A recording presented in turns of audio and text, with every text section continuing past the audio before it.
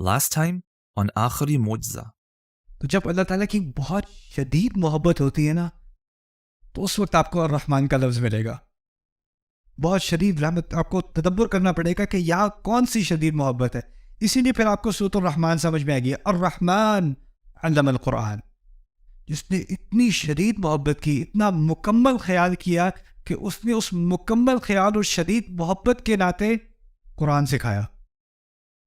اس لیے قرآن سکھایا. ہم نے کیا بنا دیا قرآن کو, اور قرآن کس لیے سکھایا گیا تھا, کس محبت سے سکھایا گیا تھا, کیا لحاظ کر کے ہمارا سکھایا گیا تھا. ہم نے کیا بنا دیا قرآن کو. سبحان اللہ.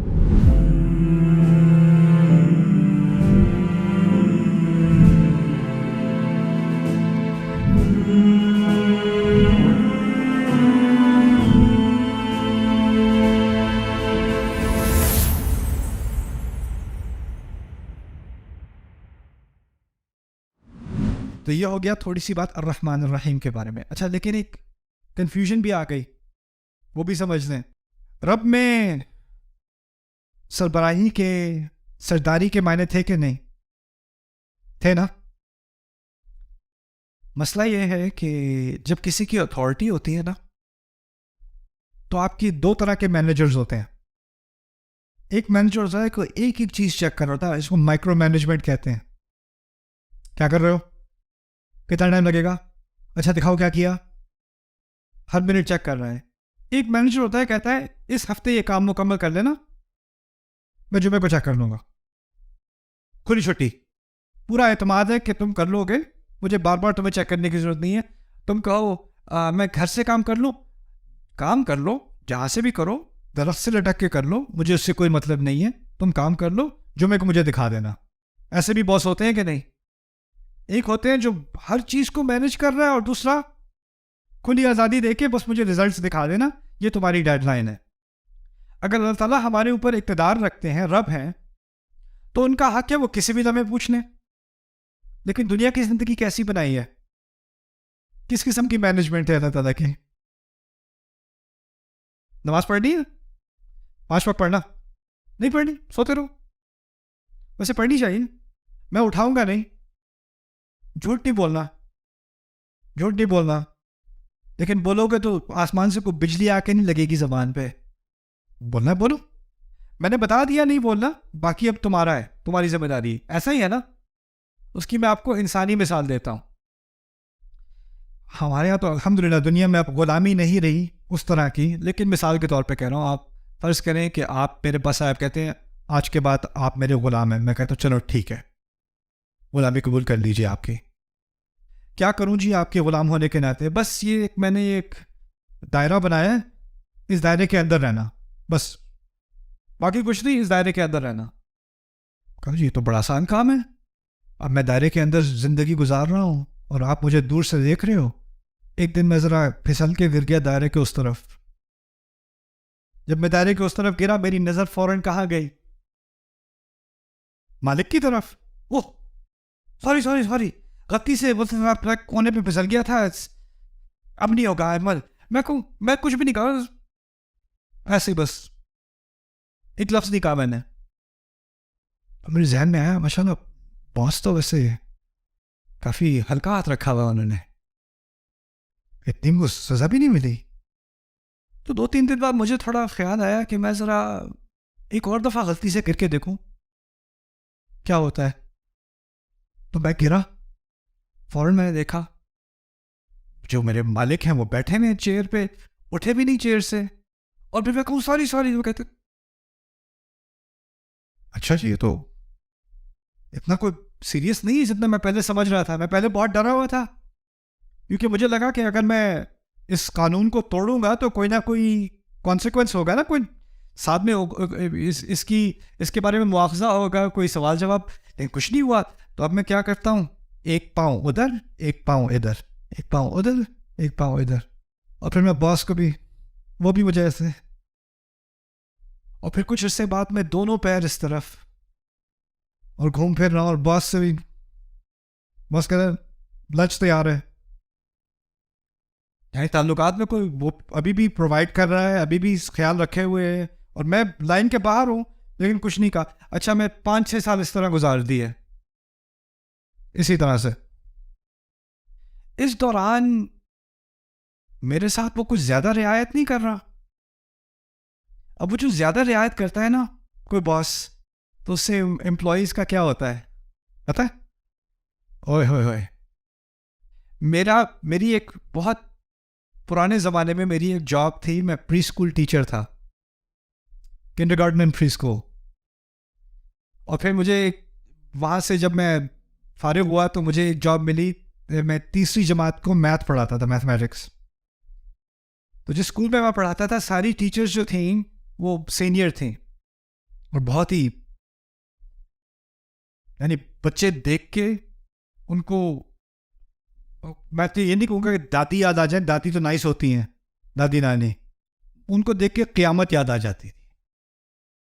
میں گیا کلاس میں نے کہا میں نے ان بچوں سے دوستی کرنی ہے, ان بچوں کو میں نے ڈرانا نہیں ہے. میں گیا, میں لطیفے سنا رہا ہوں, میں ٹیبل پہ کھڑا ہو کے ٹرکس کر رہا ہوں, یہاں پہ پینسل گھسا کے یہاں سے نکال رہا ہوں کچھ کر, وہ تالیاں بجا رہے ہیں, سرکس بنا ہوا ہے کلاس کے اندر. میں نے کہا یہ بچے مجھ سے اتنی محبت کریں گے, 1-2 دن بعد جب میں کہوں گا میتھ شروع کرو دل کھول کے پڑھیں گے. تو میں سمجھا یہ بڑی اچھی اسٹریٹجی ہوگی, میں اتنی محبت سے ان سے ڈیل کر رہا ہوں, کھلی آزادی دی ہوئی ہے. تیسرے دن میں نے کہا چلو بھائی بچوں اوپن اپ پیج 5. کیا ہوا پتہ ہے؟ ایک مجھے کہتا ہے نو, دوسرا ایک دوسرے سے کہتا ہے ڈو دا پینسل, وہ پینسل والی چیز کرے دوبارہ. میں نے کہا نہیں اوپن پیج 5. اور مجھے ابھی تک یاد ہے ایک بچہ وہ دیوار پیچھے کلاس کی دیوار پہ گیا, وہاں پہ وہ یہاں کھڑا اپنا نام لکھ رہا ہے دیوار پہ, اور وہ لکھ رہا ہے اور مجھے دیکھ رہا ہے. اور اس کا دوست اس سے کہہ رہا ہے یار ٹیچر تجھے دیکھ رہا ہے, تو کہتا ہے ہاں لیکن یہ اچھے ہیں. میں سمجھانا یہ چاہ رہا ہوں کہ اگر آپ کے ساتھ رحمت کی جا رہی ہے, آپ کا بہت خیال, بہت شدت سے محبت کی جا رہی ہے آپ کے ساتھ, اور اس محبت پورا مکمل خیال کیا جا رہا ہے, آپ نافرمانی کریں یا فرما برداری کریں آپ کا پھر بھی خیال کیا جا رہا ہے, تو اس میں امکان کس چیز کا ہوتا ہے کہ آپ کو غلط فہمی ہو جاتی ہے کہ یہ تو نائس ہی نائس ہے, یہ تو ہے ہی اچھے نرم دل کے ہیں. اللہ تعالیٰ نے سوال پوچھا ہے قرآن میں, یا ایھا الانسان ما غرک بربک الکریم, انسان تجھے اپنا رب جو تجھ سے اتنا تجھ پر کرم کرتا ہے, کس چیز نے تجھے دھوکہ دے دیا؟ کیا اس کے کرم نے تو تجھے دھوکہ نہیں دے دیا؟ دھوکے میں تو نہیں پڑ گیا؟ تو جب کہا نا الرحمن الرحیم تو یہ خطرناک بات کہہ دی. رب تو وہ ہے, رب میں تو اتھارٹی آ گئی نا, اقتدار آ گیا, اور اس کے بعد فوراً تسلی دے دی کن الفاظ سے؟ الرحمن الرحیم. اب کوئی اللہ تعالیٰ کی حدود سے باہر جا کے اس نے ایک لکر سٹور کھول لیا, اس نے کوئی اور حرام بزنس شروع کر دیا اور حرکتیں شروع کر دی, اور اس کو تم کو یہ اللہ کی حدود سے باہر ہے یار, واپس آ جاؤ حدود کے اندر. یار تجھے نہیں پتا, ایک لیکچر میں نے سنا تھا الرحمن الرحیم, پتہ ہے کتنی چیزیں, 3 چیزیں ہوتی ہیں الرحمن کے اندر اور 2 ہوتی ہیں الرحیم کے اندر. چھٹی ہے نا الرحمن الرحیم میں, تو پھر بگاڑ کا سارا سامان ان 2 الفاظ میں, جتنی رحمت ہے اتنا ہی بگاڑ کا سامان بھی ہے. لیکن فاتحہ میں جو بنیادی رشتہ ہے نا میرا اللہ تعالیٰ کے ساتھ, اس کو صحیح یعنی میزان پر قائم کیا گیا ہے. تو فوراً الرحمن الرحیم کے بعد کیا بات کی؟ مالک یوم الدین. فوراً سیدھا ہو گیا بندہ. میں نے کہا تھا نا میں اپنے مالک سے فینس کے باہر میں 5 سال اسی طرح چھٹی گزاری. 5 سال بعد مالک مجھے بلاتا ہے, کہتا ہے یہ جو تم باہر کھڑے ہوئے ہو نا, ہاں مجھے پتا ہے, وہ ایک دفعہ میں آپ نے کہا تھا لیکن یاد ہے مجھے, وہ بھی کیا دن تھے. کہتے میں نے ویسے اس دن سے ریکارڈ رکھا ہوا ہے کہ تم کتنی دفعہ باہر گئے تھے, یہ ریکارڈ ہے تمہارا, اور آج تمہیں اس سب کی اکٹھی سزا ملے گی. اب بات سمجھ میں آ رہی ہے مالک یوم الدین کیا ہوتا ہے؟ انسان سمجھتا ہے کہ اس کی کھلی چھٹی ہے, لیکن بعد میں آگے جا کے فوراً پکڑ ہو رہی ہے نا. اب یہ ایک عجیب صورت ہے اللہ تعالیٰ کی. اس کے بارے میں جتنا کہوں کم ہے. آج سیشن ختم ہونے سے پہلے 2 باتیں میں آپ کے سامنے رکھوں گا, مالک یوم الدین کے بارے میں اور ابھی جو کچھ پڑھا ہے اس کے بارے میں. 2 لفظ جو ہیں وہ ایک دوسرے سے بہت قریب ہیں اس صورت میں. ایک رب اور ایک مالک, ہے نا, ایک رب اور ایک مالک. اور ان دونوں کے درمیان 2 الفاظ ہیں. ایک طرف رب ہے, ایک طرف مالک ہے, اور درمیان میں 2 کون سے لفظ ہیں؟ الرحمن الرحیم. اب ان دونوں لفظ کے بارے میں سوچیں. ان میں سے ایک عارضی ہے اور ایک مستقل ہے. عارضی والا کون سا تھا؟ الرحمن. اور مستقل والا کون سا ہے؟ اب یہ عجیب کلام دیکھیں اللہ کا. رب العالمین اس زندگی کے بارے میں تھی وہ بات, یا اگلی زندگی کے بارے میں؟ رب العالمین اس زندگی کے بارے میں. اور اس سے قریب 3 ترین لفظ ہے الرحمن, جو اس زندگی کے بارے میں ہے. مالک کا لفظ استعمال ہو رہا ہے کس زندگی کے بارے میں, اور اس کے قریب ترین لفظ کون سا ہے؟ الرحیم, جو ہمیشہ والی رحمت, اس سے قریب ترین. کیا عجیب کلام ہے, کیا ترتیب ہے اس کلام کی. رب العالمین الرحمن الرحیم مالک. اچھا, شروع ربوبیت سے رب, انتہا مالک سے, اور درمیان میں دونوں کے کیا؟ رحمت. یعنی یہ کبھی مت سمجھنا کہ وہ تمہارا, یہ کبھی مت بھولنا کہ وہ تمہارا رب ہے اور تمہارا مالک ہے. لیکن ان دونوں الفاظ سے ڈر لگنے لگتا ہے. لیکن جب ڈر نہ لگنے لگے تو اس جتنا گہرائی میں اس رشتے کے درمیان میں پہنچو گے تو کیا ملے گا تمہیں؟ رحمت ملے گی. اس کے باہر اتھارٹی ہے اور اندر محبت ہے. رب, مالک, رحمہ. عجیب. الحمدللہ رب العالمین الرحمن الرحیم مالک یوم الدین. اب جلدی سے ان 3 آیات کو میں کم از کم آج مکمل کرنا چاہ رہا ہوں. تو مالک یوم الدین کے بارے میں کچھ چیزیں میں آپ کے سامنے رکھ دوں. یہ بہت آسان ہے سمجھنا. دین سے شروع بات کرتے ہیں. دین عربی میں کہتے ہیں فیصلے کو. دین عربی میں اس کو بھی کہتے ہیں کسی سے آپ کا معاملہ ہو رہا ہونا اور اس معاملے کو مکمل کیا جائے. میرا معاملہ طے ہو گیا, اس کو بھی دین کہا جاتا ہے. کما تدین تدان, جیسے تم دوسرے سے معاملہ کرو گے ویسا تمہارے ساتھ معاملہ کیا جائے گا. یہ عربی کی کہاوت ہے. اچھا,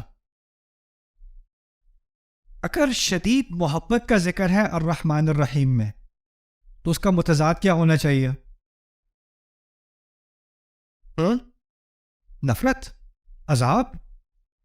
اگر ایک طرف محبت ہے تو اس کا متضاد عذاب ہونا چاہیے. لیکن اس کے متضاد میں دین کا لفظ استعمال کیا ہے. اور دین کیا ہے؟ انصاف, فیصلہ. اور فیصلے سے کیا, کس چیز کی طرف اشارہ ہو رہا ہے؟ انصاف کی طرف. تو اگر آپ اس طرح سمجھ لیں کہ جو محبت ہے وہ پازیٹیو ہے, مثبت ہے, اور نفرت کیا ہے؟ منفی ہے, تو عدل کہاں پہ ہوگا؟ انصاف کہاں پہ ہوگا؟ صفر. نہ محبت نہ نفرت. اللہ تعالیٰ نے اس کی اتنی عظیم رحمت ہے, اس نے نفرت کا, عذاب کا, غصے کا ذکر بھی نہیں کیا, منفی کا ذکر بھی نہیں کیا. اگر یہ پورا چارٹ ہوتا نا تو ایک طرف پازیٹیو میں الرحمن الرحیم ہوتا اور دوسری طرف عزیز ذو انتقام ہوتا, المعذب کچھ ہوتا. لیکن وہاں بھی صفر تک لے گئے, منفی تک نہیں لے کے گئے, صرف دین کی بات کی, یعنی انصاف کی بات کی. اور یہ کیوں کی؟ کیونکہ اصل چیز جس سے ہمیں ڈرنا ہے نا وہ عذاب نہیں ہے. فاتحہ کے مطابق اصل چیز جس سے ڈرایا جا رہا ہے وہ انصاف ہے. انہ من سئل یوم القیامۃ فقد ہلک. ایک روایت میں آتا ہے جس سے اس دن ایک سوال بھی پوچھ لیا گیا وہ تو برباد ہو گیا. اللہ تعالیٰ کی رحمت اس دن پتہ ہے کیا ہے؟ کچھ لوگ ہوں گے جن کی کتاب ان کے سیدھے ہاتھ میں ہوگی. اللہ تعالیٰ نے فرمایا ہے, اللہ تعالیٰ ہم سب کو اس میں شامل کرے. اچھا, جس کی کتاب اس کی سیدھے ہاتھ میں ہے نا, اس کے بارے میں کیا کہا ہے کہ وہ سیکیورٹی گیٹ پہ پہنچتا ہے اور وہاں اللہ تعالیٰ نے کہا ہے فسوف یحاسب حسابا یسیرا, اس کے ساتھ آسان حساب کیا جائے گا. آسان حساب سے مراد روایات سے ملتا ہے کہ فرشتے کتاب کھولیں گے بھی نہیں, گزرنے دیں گے. جی ہمیں بتایا, آپ جائیں. کیونکہ آپ کے کون سے ہاتھ میں کتاب ہے؟ اب آپ نروس, آپ کے ہاتھ میں تو کتاب ہے, لیکن آپ کہیں اگر آپ یہ پیج 130 پہ جائیں تو اس میں ایک حج ہے، وہ ضرور دیکھ لینا. جیسے آپ کا پیپر ہوتا ہے نا، اس میں آپ نے بڑے الٹے سیدھے جواب دیے ہوتے ہیں، لیکن ایک صحیح جواب دیا ہوتا ہے تو اس کو آپ پہلے دکھاتے ہو ٹیچر کو، یہ والا یہ چیک کر لیں ذرا، یہ والا. اچھا یہ اگر پیج 503 پہ جائے تو وہاں ایک شاید ایک ليلۃ القدر تھی میرا خیال ہے اس میں ایک. تو آپ لیکن وہ فرشتے کیا کہہ رہے ہیں، آپ چاہو خیر ہے نکلو کوئی بات نہیں. عجیب صاحب. دوسری طرف کہا ہے کسی کی کتاب ان لوگوں کے الٹے ہاتھ میں ہوگی، اللہ ہمیں ان میں سے نہ کرے، اور ان کی پیٹھ کے پیچھے ہوگی، ایسے ہوگی کتاب. نہ صرف الٹے ہاتھ میں، پیچھے. اب وہ خود بھی نہیں دیکھ سکتا کتنی خراب ہے، اس کو پتا ہے خراب ہے، اس کو یہ بھی نہیں پتا ہے کتنی خراب ہے. اب وہ بھی آ رہا ہے سامنے اور اس سے پوچھا جا رہا ہے. اب یہاں پر جب الدین کہا ہے نا، تو اس سے ہمیں اس بات کی طرف اشارہ مل رہا ہے کہ اللہ تعالیٰ اس دن کا بھی مالک ہے. جس طرح وہ رب اس دنیا میں ہے، اس دن وہ رب نہیں ہوگا، اس دن وہ کیا ہوگا؟ مالک. تو کیا نکل گیا؟ رب کے معنی میں سے کیا نکال لیا گیا؟ تحفے دینے والا، خیال کرنے والا، قائم رکھنے والا. جو اس کے نرم معنی تھے نا، وہ سارے نکل گئے، اور کیا رہ گیا؟ مالک. اس دن تو اتھارٹی ہوگی، یا تو رحمت ہوگی یا پھر یہ. اور اگر آپ اس طرح بھی سمجھ لیں کہ رب کے اندر دو پہلو ہیں، ایک محبت والا پہلو بھی ہے رب کے اندر، اور ایک اقتدار والا بھی ہے. تو رب کے اندر وہ جو محبت والا پہلو ہے نا، وہ الرحمن الرحیم میں سامنے آ گیا. اور رب کے اندر جو اقتدار والا پہلو ہے وہ کہا؟ مالک یوم الدین میں سامنے آ گیا. ان تینوں الفاظ کا آپس میں ایک جوڑ بن گیا. آخری چیز ہے، اور دو چیزیں. یوم، یوم کسے کہتے ہیں؟ اوکے.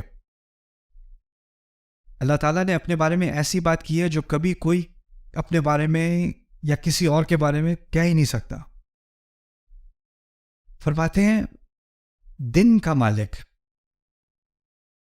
دیکھیں، آپ کسی پراپرٹی کے مالک ہو سکتے ہو، کسی بکری کے مالک ہو سکتے ہو، کسی کمپیوٹر کے مالک ہو سکتے ہو، لیکن آپ ایک منٹ کے مالک نہیں ہو سکتے. آپ ایک سیکنڈ کے مالک نہیں ہو سکتے. وقت کی ملکیت ممکن نہیں ہے. ایک چیز ہے جو آپ جو بھی کرو، جتنا بھی پیسہ آ جائے، جتنا بھی اقتدار آ جائے، ایک چیز ہے جو آپ کبھی بھی اون نہیں کر سکتے. وہ کیا ہے؟ وقت. اور وہاں اس نے اس ایک چیز کی ملکیت اپنے سامنے ثابت کی ہے، مالکی یوم. اور اس سے بہت عظیم بات سامنے آ گئی. اگر میں کہوں کہ یہاں پر ایک تھیلا ہو، اور میں کہوں یہ تھیلا میرا ہے، یہ تھیلا میرا ہے، یا یہ بیگ میرا ہے، تو اس بیگ کے اندر جو کچھ بھی ہے وہ بھی کس کا ہے؟ میرا ہی ہوا نا. اگر اللہ اس دن کا مالک ہے تو کیا بات نکلی؟ اس دن کے اندر جو کچھ بھی ہو رہا ہے اس سب کا وہ مالک ہے. اس سب کو ایکسپلین کرنے میں باقی قرآن ہے، لیکن وہ پوری بات ایک ہی محاورے میں شامل ہو گئی جب کہا مالک یوم، مالک یوم الدین. سبحان اللہ. یعنی بہت تھوڑے الفاظ ہیں فاتحہ میں، لیکن پوری کائنات ان کے اندر مضمر ہے. آخری بات اس کے مالک کے بارے میں سمجھ لیں. مالک اصل میں دو قراءات ہیں. ہمارے نبی سے مروی صلی اللہ علیہ وسلم مالک بھی پڑھا کرتے تھے اور ملک بھی پڑھا کرتے تھے. مالک اور کیا؟ ملک. مالک کے معنی اردو میں جیسے ہیں ویسے عربی میں ہے. مالک، گاڑی کا مالک، بکری کا مالک، ٹھیک ہے، مالک. ملک کسے کہتے ہیں بتائیں؟ بادشاہ کو. بادشاہ کو.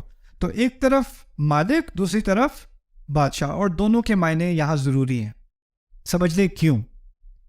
بادشاہ جو، میں یہ نہیں کہوں گا کہ میری یہ جوتے ہیں، میں یہ نہیں کہوں گا میں اس جوتے کا بادشاہ ہوں.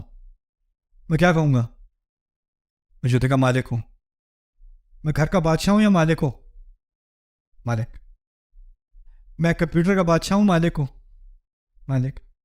لیکن اگر کوئی کسی کے پاس پورا آئیلینڈ ہو یا پورا ملک ہو، وہ کہے میں اس آئیلینڈ کا کیا ہوں؟ کیا بات سامنے آ رہی ہے؟ بادشاہ ہوتے ہیں بڑی بڑی سلطنت کے، اور مالک ہوتے ہیں چھوٹی چھوٹی چیزوں کے. جو بمقابل چھوٹی چیز ہوتی ہے اس کے لیے مالک ہوتا ہے، جو بڑی ہوتی ہے اس کے لیے کیا ہوتا ہے؟ بادشاہ. اب ایک اور فرق بھی سمجھ لیں. اگر وہ کسی ملک کا بادشاہ ہے، کیا تمام چھوٹی چھوٹی چیزیں جو اس کی سلطنت میں ہو رہی ہیں اس میں اس کی نظر ہے؟ ہر بات پہ، ہر کام پہ، ہر کسی کے سونے پہ، ہر کسی کے اٹھنے پہ، کیا وہ ہر چیز کو کنٹرول کر سکتا ہے؟ آپ کی کمپنی ہے، آپ کی اپنی کمپنی ہے، آپ کے 50 ملازم ہیں، کیا آپ ہر ملازم کی ہر پرفارمنس کو، اس کی ہر بات کو، اس کے ہر ایکشن کو کنٹرول کر سکتے ہو کہ نہیں؟ جتنا آپ کا کنٹرول بڑھتا ہے نا، جتنی سلطنت بڑھتی ہے، اتنا آپ کا چھوٹی چھوٹی چیزوں پر کنٹرول کم ہوتا چلا جاتا ہے. ایسا ہی ہے نا؟ آپ کو کسی اور کو مینجمنٹ دینی پڑتی ہے. چھوٹے کام میں نہیں کر سکتا، میرے پاس بڑے کام آ گئے ہیں، اب میں چھوٹی چیز کو ہینڈل نہیں کر سکتا. مالک کا کیا ہے؟ اگر میں کمپیوٹر کا مالک ہوں تو اس کی ریپیئر میں خود کروں گا. میں گھر کا مالک ہوں تو اس کا دروازہ میں خود فکس کروں گا. اگر میں ایک ملک کا بادشاہ ہوں، دروازہ میں خود فکس نہیں کروں گا، مجھے تو پتا بھی نہیں دروازہ خراب ہے. بڑی چیزوں کے لیے بادشاہ، چھوٹی چیزوں کے لیے کیا؟ مالک. اب قیامت کے دن میں 2 طرح کے کام ہو رہے ہیں. قیامت کے دن میں سورج اور چاند ایک دوسرے میں ٹکرا رہے ہیں. قیامت کے دن میں دنیا پھیلائی جا رہی ہے. قیامت کے دن میں ساری انسانیت کو قبروں سے نکالا جا رہا ہے. قیامت کے دن میں آسمان پھٹ کے کھل رہا ہے. قیامت کے دن میں سارے فرشتے اتر رہے ہیں. یہ تو بادشاہ کا کام ہے، یہ بڑا کام ہے. لیکن قیامت کے دن ایک ایک عمل کا جائزہ لیا جا رہا ہے کہ نہیں؟ لا یغادر صغیرۃ ولا کبیرۃ. یہ بادشاہ کا کام نہیں ہے، یہ کس کا کام ہے؟ مالک کا کام ہے. رسول صلی اللہ علیہ وسلم نے یہ آیت 2 طرح پڑھی کیونکہ اس دن کچھ چیزیں مالک سے متعلق ہیں اور کچھ چیزیں ملک سے متعلق ہیں. سمجھ میں آئی بات؟ اور دونوں کو شامل کر دیا مالک یوم الدین میں. آپ کے جانے سے پہلے ہم نے 3 آیات کا مطالعہ کیا ہے اس وقت تھوڑا سا. الحمدللہ رب العالمین، الرحمن الرحیم اور مالک یوم الدین. میرے نزدیک قرآن میں اللہ تعالیٰ کا سب سے جامع تعارف، اگر کوئی غیر مسلم ہو پوچھے تم کس خدا کی عبادت کرتے ہو، تمہارا اسلام کا خدا کون ہے، اس کی سب سے جامع تعریف بس یہی 3 آیات ہیں. الحمدللہ رب العالمین، الرحمن الرحیم، مالک یوم الدین. پہلی چیز جو وہ خدا خود چاہتا ہے کہ تم جانو، جس کے بارے میں ہم بات کرنے لگے ہیں، وہ حمد کا مستحق ہے. اس کا نام اللہ ہے. اس سے رشتہ تمہارا رب کا ہے، اور صرف تمہارا ہی نہیں، تمام سوسائٹیز کا، تمام انسانیت کا، ازل سے ابد تک، العالمین. اور اس کو تم سے ایسی شدید محبت ہے کہ جس کا تم اندازہ نہیں کر سکتے. اور یہ بھی تمہارے ہاتھ میں ہے کہ وہ محبت تمہارے لیے ہمیشہ کے لیے رہے، الرحیم. لیکن اگر تم نے اس محبت کا فائدہ اٹھانے کی کوشش کی تو یہ جان لو کہ آج نہیں تو کل نہیں، ایک دن آ رہا ہے، ایک کل آنے والا ہے جس میں پھر پورا حساب لیا جائے گا. اور ایک بڑی چیزیں ہوں گی اور چھوٹی چیز تک حساب لیا جائے گا. مالک یوم الدین.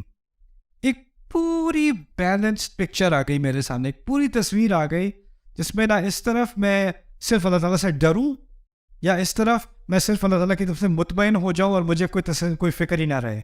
دونوں کے درمیان میں ایک مکمل بیلنس یہ آ گیا. یہ بات آ گئی ابھی تک فاتحہ میں.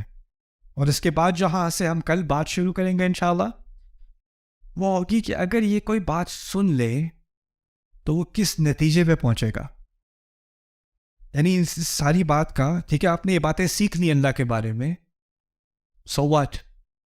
پھر کیا اس کا نتیجہ کیا نکلنا چاہیے؟ اگلی آیت اصل میں ان 3 آیات کا نتیجہ ہے کہ جو ان 3 آیات کو سمجھ لے وہ کہاں تک پہنچے گا، کس فیصلے تک پہنچے گا، اور خود ہی سے پہنچے گا.